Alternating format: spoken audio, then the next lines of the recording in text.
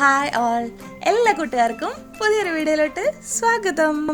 അപ്പോൾ ഇന്നത്തെ വീഡിയോ എന്താണെന്ന് വെച്ചിട്ടുണ്ടെങ്കിൽ, നമ്മളുടെ കയ്യിലുള്ള ഏതെങ്കിലും പേപ്പേഴ്സ്, പ്ലെയിൻ കളർ പേപ്പേഴ്സോ കളർ പേപ്പറോ ഏത് പേപ്പറാണെങ്കിൽ ആ പേപ്പർ വെച്ചിട്ട് ഒരു ഒറ്റ ക്രാഫ്റ്റ് കൊണ്ട് മൾട്ടി പർപ്പസ് യൂസിലുള്ള ക്രാഫ്റ്റ് എങ്ങനെ ചെയ്തെടുക്കുക എന്നുള്ളതാണ്. അപ്പോൾ ഈ ഒരു കാണിക്കുന്ന ക്രാഫ്റ്റ് കൊണ്ട് തന്നെ നമുക്ക് ബർത്ത്ഡേ കാർഡ്സ് ആയിട്ടോ, ഫാദേഴ്സ് ഡേ കാർഡായിട്ടോ, മദേഴ്സ് ഡേ കാർഡായിട്ടോ, ടീച്ചേഴ്സ് ഡേ കാർഡായിട്ടോ, അങ്ങനെ ഏത് ടൈപ്പ് ഓഫ് കാർഡായിട്ടും യൂസ് ചെയ്യാം. അതല്ലെങ്കിൽ ഒരു വോളാട്ടായിട്ടും യൂസ് ചെയ്യാം, അതല്ലെങ്കിൽ ഫോട്ടോ ഫ്രെയിമായിട്ടും യൂസ് ചെയ്യാം. അപ്പോൾ അതെങ്ങനെയാണെന്ന് നോക്കാം.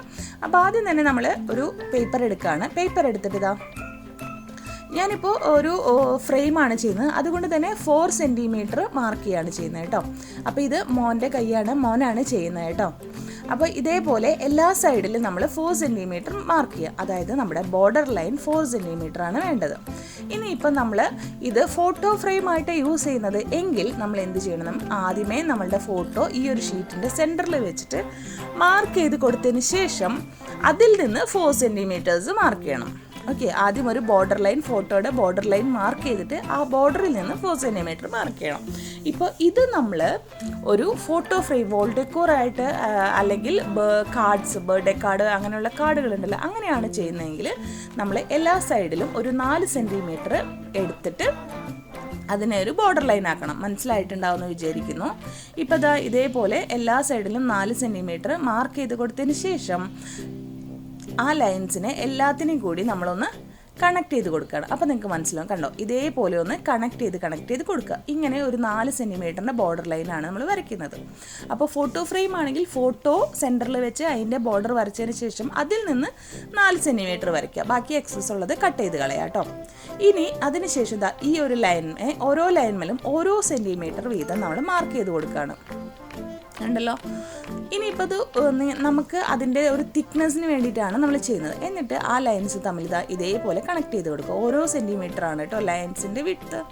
ഇനി ഇത് നമ്മളുടെ തിക്നെസ് നമുക്ക് കൂടുതൽ വേണമെങ്കിൽ കുഴപ്പമില്ല, ഒന്നെന്നുള്ളത് 1.5-2 സെൻറ്റിമീറ്റർ അങ്ങനെയൊക്കെ നമുക്ക് മാറ്റാം കേട്ടോ. അപ്പോൾ അതാ എല്ലാ ലൈൻസിലും നമ്മളിങ്ങനെ 1 സെൻറ്റിമീറ്റർ വീതം ലൈൻസ് മാർക്ക് ചെയ്തതിന് ശേഷം അത് തമ്മിൽ കണക്ട് ചെയ്ത് ഇതേപോലെ ലൈൻസ് വരയ്ക്കാം. ഓക്കെ, മനസ്സിലായല്ലോ. അപ്പോൾ 1 സെൻറ്റിമീറ്ററാണ് ഓരോന്നിൻ്റെയും വിഡ്ത്ത്. നമ്മൾ എടുക്കുന്നത് അത്രയാണ്. നമുക്ക് കൂടുതൽ വേണമെങ്കിൽ കൂടുതൽ എടുക്കാം കേട്ടോ. അപ്പോൾ അതാ ഇതേപോലെ വരച്ചിട്ട് 4 സൈഡുകളിലും നമ്മൾ ഈ ഒരു 1 സെൻറ്റിമീറ്റർ ലൈൻസ്, അപ്പോൾ 4 സെൻറ്റിമീറ്റർ എടുത്ത കാരണം 4 ലൈൻസ് ഓരോ ലൈൻമേലും വരും. ഈ കാണുമ്പോൾ, ഞാൻ പറയുന്നത് മനസ്സിലായില്ലെങ്കിൽ കാണുമ്പോൾ നിങ്ങൾക്ക് മനസ്സിലാവുന്നുണ്ടാവും എന്താണെന്ന് അല്ലേ. അപ്പോൾ ഇത് മോനാണ് കേട്ടോ ചെയ്യുന്നത്. മോന് സ്കൂളിൻ്റെ ഒരു പ്രൊജക്റ്റിനും കൂടെ വേണ്ടിയിട്ടാണ് ചെയ്യുന്നത്. അപ്പോൾ ഞാനത് വീഡിയോ ആയിട്ട് അത് യൂസ്ഫുൾ ആണല്ലോ വെച്ചിട്ട് എടുത്താണ് കേട്ടോ. ഇനി നമ്മൾ ആ ലൈൻ മാർക്ക് ചെയ്ത് ബാക്കി വരുന്ന ഈ ഒരു പോർഷൻ ഉണ്ടല്ലോ, ഇത് നമുക്ക് ആവശ്യമില്ല, ഇതങ്ങ് കട്ട് ചെയ്ത് മാറ്റാം. മനസ്സിലായോ? ആ ഉള്ളിലത്തെ നിങ്ങൾക്ക് മനസ്സിലായിട്ടുണ്ടാവുമെന്ന് വിചാരിക്കുന്നു. ആദ്യമേ ഒന്ന് ലൈൻ വരച്ചതൊക്കെ ഒന്ന് ശ്രദ്ധിച്ച് നോക്കിക്കഴിഞ്ഞാൽ മനസ്സിലാവും കേട്ടോ. ആ ഒരു കണക്ഷൻ ആദ്യം വരച്ച ആ ലൈനിൻ്റെ കണക്ഷൻ വന്നിട്ട് ബാക്കി നിൽക്കുന്ന ഭാഗങ്ങൾ നമ്മളത് കട്ട് ചെയ്ത് മാറ്റാം. എല്ലാ സൈഡിലും കട്ട് ചെയ്ത് മാറ്റണം. അപ്പം 4 കോർണേഴ്സ് വരും. ഈ 4 കോർണേഴ്സും കട്ട് ചെയ്ത് മാറ്റാം കേട്ടോ. കണ്ടോ, ഇതുപോലെയാണ് നമ്മൾ ഇതിനെങ്ങനെ കട്ട് ചെയ്ത് മാറ്റുന്നത്. മനസ്സിലായിട്ടുണ്ടാവുമെന്ന് വിചാരിക്കുന്നു. ഒന്നുകൂടെ ഞാൻ കാണിച്ചു തരാം. ഇതേപോലെയാണ് 4 സൈഡുകൾ ഉണ്ടാവുക. ഈ 4 സൈഡുകൾ നമ്മൾ കട്ട് ചെയ്ത് ഇങ്ങനെ മാറ്റി കൊടുക്കുകയാണ് ചെയ്യുന്നത്. ഓക്കെ, ഇനി ഇതിന് ശേഷം എന്താ ചെയ്യുന്നത് വെച്ചാൽ, ഈ ചെറിയ സൈഡ് ഉണ്ടല്ലോ, നമ്മുടെ വിഡ്ത്ത് വരുന്ന ഭാഗം, ചെറിയ വിഡ്ത്ത് വരുന്ന ഭാഗം, ആ ഭാഗത്ത് വീണ്ടും ഒരു 1 സെൻറ്റിമീറ്റർ തുടക്കത്തിലും ലാസ്റ്റിലും നമ്മൾ വരച്ചതിന് ശേഷം അവിടെ ഒരു ലൈൻ മാർക്ക് ചെയ്ത് കൊടുക്കാം. ഓക്കെ, ഇതേപോലെ തന്നെ ഇതിൻ്റെ ഓപ്പോസിറ്റ് സൈഡിലും, ഈ ചെറിയ സൈഡിൻ്റെ ഓപ്പോസിറ്റ് സൈഡിലും 1 സെൻറ്റിമീറ്റർ മാർക്ക് ചെയ്ത് കൊടുക്കാം. ഇത് നമ്മൾ ആ ലൈൻസ് 4 ലൈൻസ് വരച്ചില്ലേ, അതിൻ്റെ വിഡ്ത്ത് എത്രയാണോ അത്രയും വിഡ്ത്ത് വേണം എടുക്കാനായിട്ട് കേട്ടോ. കണ്ടല്ലോ, ആ ഒരു വിഡ്ത്തിലാണ് നമ്മൾ ഈ ലൈൻ മാർക്ക് ചെയ്യേണ്ടത്. ഇതേപോലെ തന്നെ നമ്മളുടെ ഓപ്പോസിറ്റ് സൈഡിൽ മാർക്ക് ചെയ്യുക. അതായത് ചെറിയ വിഡ്ത്തുള്ളിടത്ത് മാത്രമാണ് നമ്മൾ മാർക്ക് ചെയ്യുന്നത്, വലിയ വിഡ്ത്തുള്ളിടത്ത് നമ്മൾ മാർക്ക് ചെയ്യേണ്ട ആവശ്യമില്ല. ഓക്കെ, അപ്പോൾ നമ്മൾ ഓപ്പോസിറ്റ് സൈഡിലും അതേപോലെ തന്നെ മാർക്ക് ചെയ്തിട്ട് അതും ഒന്ന് ലൈനാക്കി വരച്ചു കൊടുത്തു. നമുക്ക് കറക്റ്റായിട്ട് കിട്ടാൻ വേണ്ടി നമ്മൾ ലൈൻ വരച്ച് ചെയ്യുന്നത് കേട്ടോ. ഓക്കെ, അപ്പോൾ ഇതേപോലെ ലൈൻ വരച്ചു കൊടുത്തു. ഇനി എന്താ ചെയ്യുന്നത് വെച്ചാൽ, ആദ്യത്തെ ലൈനിൽ സ്ട്രെയിറ്റ്, പിന്നെ സ്ലാൻഡിങ് വരച്ചു. അത് കഴിഞ്ഞിട്ട് വീണ്ടും നമ്മൾ സ്ട്രെയിറ്റ് ആക്കി, പിന്നെ നമ്മളിത് സ്ലാൻഡിങ് വരച്ചു. മനസ്സിലായിട്ടുണ്ടാവുമെന്ന് വിചാരിക്കുന്നു. ഒന്നുകൂടെ കാണിച്ചു തരാം. ആദ്യം ഇതുപോലെ സ്ട്രെയിറ്റ് വരച്ചു, പിന്നെ നമ്മൾ ആദ്യം 1 സെൻറ്റിമീറ്റർ എടുത്ത ലൈനിലോട്ട് സ്ലാൻഡിങ് വരച്ചു, പിന്നെ സ്ട്രെയിറ്റ് വരച്ചു, പിന്നെ സ്ലാൻഡിങ് വരച്ചു. എല്ലാവർക്കും മനസ്സിലായിട്ടുണ്ടാവുന്നിരിക്കുന്നു. അതായത് ഒരു സെക്കൻഡ് ലൈനിൽ slanting, third line straight, 4th line slanting. Okay, അതായത് സെക്കൻഡ് ലൈൻ സ്ലാൻഡിങ് വരയ്ക്കുക, ഫോർത്ത് ലൈനിലും സ്ലാൻഡിങ് വരയ്ക്കുക. അതാ ഇതേപോലത്തെ ഒരു ഷേപ്പ്. എന്നിട്ട് ഈ ഷേപ്പിലൂടെ നമ്മൾ കട്ട് ചെയ്ത് കൊടുക്കാം. ഇത്രയേ ഉള്ളൂ. നമ്മൾ തുടക്കത്തിൽ നിന്ന് ഇതാക്കാം. കണ്ടോ? ഇനി താഴേന്ന് നമ്മൾ നോക്കുകയാണെങ്കിൽ സ്ലാൻഡിങ് വരച്ചിട്ട് പിന്നെ സ്ട്രെയിറ്റ് വരച്ച് പിന്നെ സ്ലാൻഡിങ് കൊടുക്കാം. അത് കഴിഞ്ഞാൽ അടുത്ത ലൈനിൽ നമ്മൾ കട്ട് ചെയ്യുന്നില്ല. ഓക്കെ, അപ്പോൾ ആ ഒരു ഇത് കേട്ടോ, ഞാൻ ആദ്യം പറഞ്ഞ പോലെ ആദ്യം ഫ്രെയിമിൻ്റെ അവിടെ നിന്ന് വരുന്ന ഭാഗത്ത് സ്ട്രെയിറ്റ്, പിന്നെ സ്ലാൻഡിങ്, പിന്നെ സ്ട്രെയിറ്റ്, പിന്നെ സ്ലാൻഡിങ്. ആ ഒരു മെത്തേഡ് ഫോളോ ചെയ്തിട്ട് നിങ്ങൾ വരച്ചു കൊടുക്കുക. വരച്ചു കൊടുത്തിട്ട് അതങ്ങ് കട്ട് ചെയ്ത് മാറ്റുക. കണ്ടോ? കട്ട് ചെയ്യുമ്പോൾ ഈ ഒരു ഷേപ്പിലാണ് ഇരിക്കുക. അതിനുശേഷം നമ്മൾ ഈ വരച്ചു കൊടുത്ത ഈ ലൈൻസിൽ എല്ലാതും നമ്മൾ ഫോൾഡ് ചെയ്ത് കൊടുക്കുക. നമുക്ക് കറക്റ്റായിട്ട് ഫോൾഡിങ് വരാൻ വേണ്ടിയിട്ടാണ് നമ്മളിത് ഫോൾഡ് ചെയ്ത് കൊടുക്കുന്നത്. ആദ്യമേ ഇതുപോലെ സ്കെയിൽ വെച്ചിട്ട് എല്ലാ ലൈൻസും ഫോൾഡ് ചെയ്ത് കൊടുക്കുക. 4 സൈഡ്സിലും നമ്മൾ ഫോൾഡ് ചെയ്ത് കൊടുക്കണം കറക്റ്റായിട്ട്. എന്നാൽ മാത്രമാണ് നമ്മൾക്ക് ആ ഒരു ഇത് കറക്റ്റ് ഫോൾഡിങ് വരുള്ളൂ. അപ്പോൾ നമുക്ക് കറക്റ്റ് ഫോൾഡിങ് വരാൻ വേണ്ടിയിട്ട് നമ്മൾ നന്നായിട്ട് തന്നെ ഫോൾഡ് ചെയ്ത് കൊടുക്കണം. ഫോൾഡിങ്ങിലാണ് നമ്മുടെ വർക്കിൻ്റെ പെർഫെക്ഷൻ ഇരിക്കുന്നത്. ഓക്കെ, അപ്പോൾ ഇത് നമ്മൾ ഫോൾഡ് ചെയ്ത് എല്ലാ ഇതും ഫോൾഡ് ചെയ്ത് കൊടുക്കുകയാണ്. അപ്പോൾ നിങ്ങളിത് കാണും. ഇത് ഫോൾഡ് ചെയ്ത് വരുന്ന സമയമുണ്ട് നമുക്ക് കുറച്ച് കൂട്ടുകാർക്ക് ഹായ് പറയാം. Hi Rita, hi Sanishka, hi Meenakshi S Naveen, hi Rafla. Okay, അപ്പോൾ ഇന്ന് ഇത്രയും കൂട്ടുകാർക്കാണ് ഹായ് പറയുന്നത്. ബാക്കിയുള്ള കൂട്ടുകാർക്ക് അടുത്ത വീഡിയോയിൽ പറയാം. എല്ലാവർക്കും ഒന്നിച്ച് പറഞ്ഞു കഴിഞ്ഞാൽ നമ്മുടെ വീഡിയോ ഒരുപാട് ലെങ്ത് കൂടിപ്പോവും. അതുകൊണ്ടാണ് കേട്ടോ. അപ്പോൾ ബാക്കിയുള്ളവർക്ക് എന്തായാലും അടുത്ത വീഡിയോയിൽ പറയുന്നതായിരിക്കും. അപ്പോൾ അതാ നമ്മൾ സ്കെയിൽ വെച്ച് ഫോൾഡ് ചെയ്തതിന് ശേഷം ഇങ്ങനെ അങ്ങോട്ട് റോൾ ചെയ്യുമ്പോൾ ഇതേപോലെ നമുക്ക് കിട്ടുന്നതായിരിക്കും കേട്ടോ.